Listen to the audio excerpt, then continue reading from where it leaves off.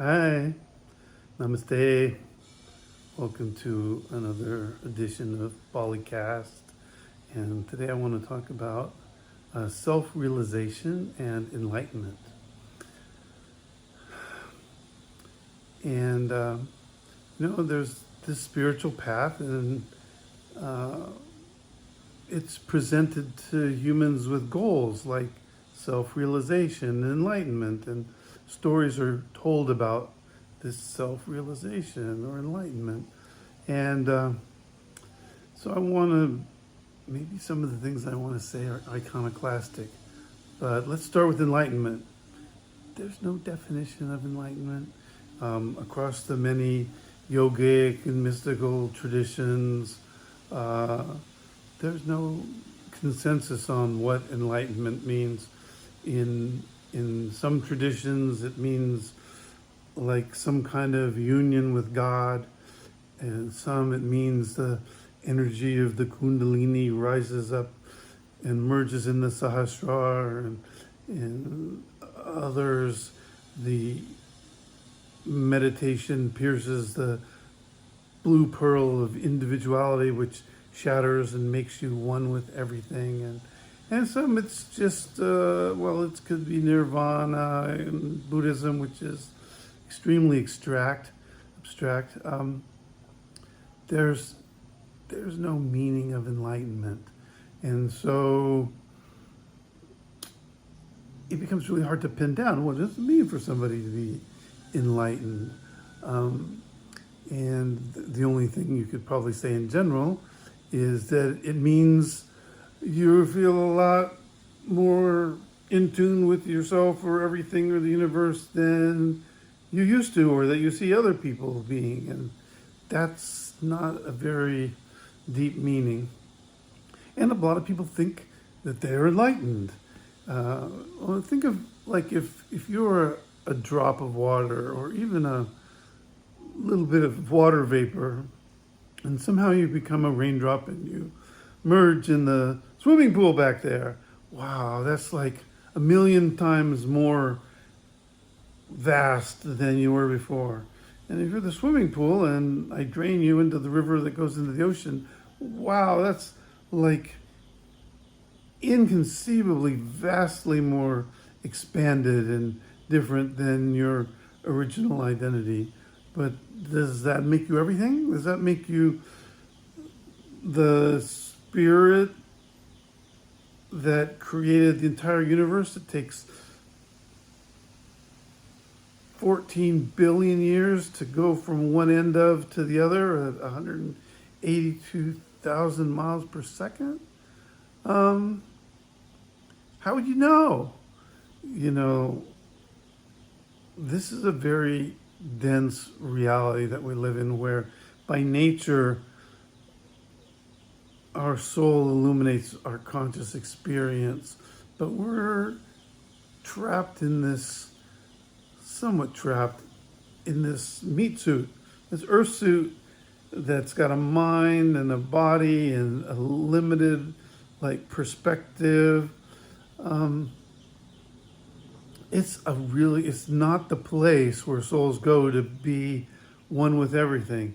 Now, it could be that deep within us there's this infinite abstract place that I'm aware of myself as that, but it is not having the full access to the infinity and eternity and knowledge of the power that creates everything and countless billions and trillions of planets and beings all at once in the eternal now.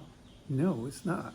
And I don't think that of the whatever people that are considered enlightened on this planet, that it's a pretty good bet that either none of them are at that place, or that we imagine, or they've just completed this identification of, okay, I'm not the mind and the body and this individual, I'm this, infinite spirit that I experience within. But generally that infinite spirit is still living in a house, the house of the mind, the house of the individuality. So I kind of call BS on enlightenment. Does that mean enlightenment and thinking somebody is enlightened is just wrong or corrupt or something? No, I don't think so, because this is a sad reality. It's like if you want to experience the transmission in the presence of someone who's escaped a lot of their illusions of the false self, you have to be open to that transmission from them. You have to be open to the influence of their presence. If you think somebody is enlightened, all of a sudden you're open. I used to, if you have the eyes to see, which is kind of rare, you might notice these people, but most people don't, and they're the people that need this. I used to hang out with H.W.L. Punjaji, who now is called Papaji, before anybody knew he was a great being, but I somehow knew.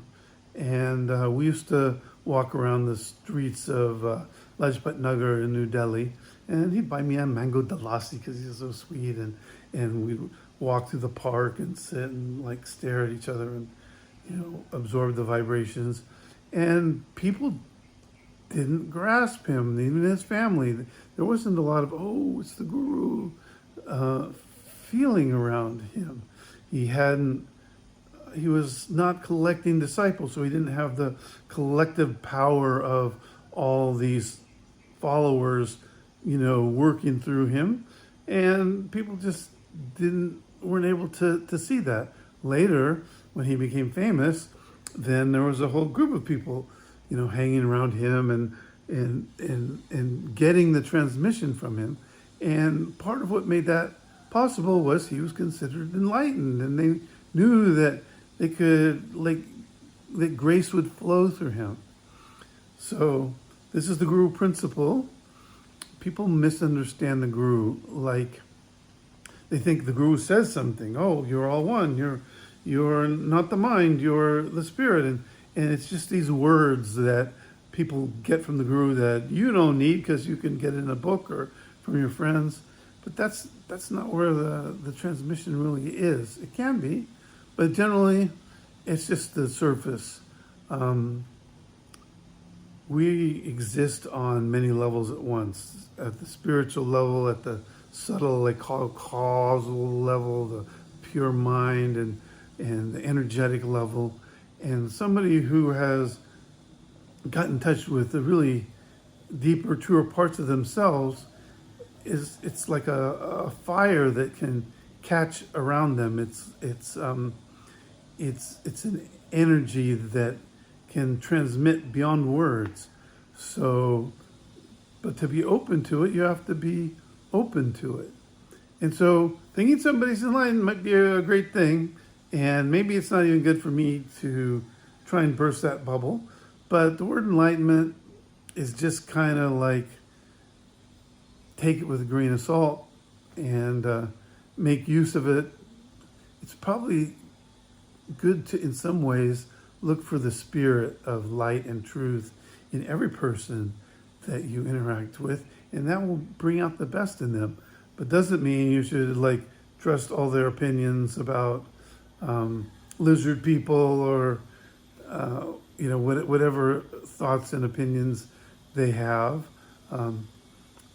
Even being enlightened doesn't make all the things of the mind true. So, discernment is called for.